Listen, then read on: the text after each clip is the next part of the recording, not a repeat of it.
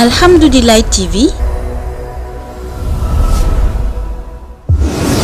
Alhamdoulilah TV, la chaîne des valeurs et des vertus.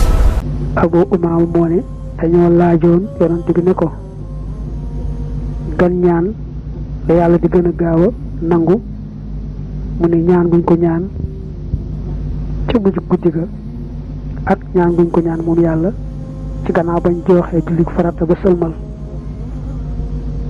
guddi day waxtu càgganteeg nelaw ak fàtte yàlla kon nag ku dem ba ca mujj guddi ga te tàmbalee guddi gi def ñaari xaaj mu des benn ñaan fa yàlla bokk na ci ñaan yi yàlla yi gën a gaaw a nangu ba tey gannaaw jullit farata itam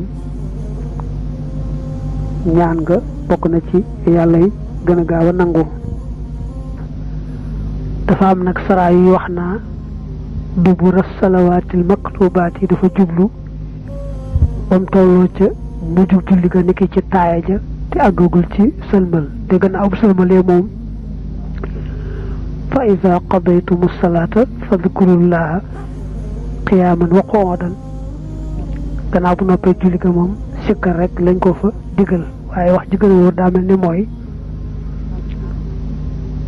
ñaan daa bokk ci sikkar kon gannaaw bu sëlmalee julli farata day boole sikkar ak ñaan kon gannaaw julli farata gune waxtu nangu ñaan la rawante ne nag ba mu nekkee ci biir julli ga toll ci taayat sëlmalagut ba ba mu dee sujjóot.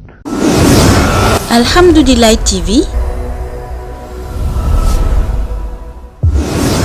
Alhamdoulilah TV, la chaîne des valeurs et des vertus.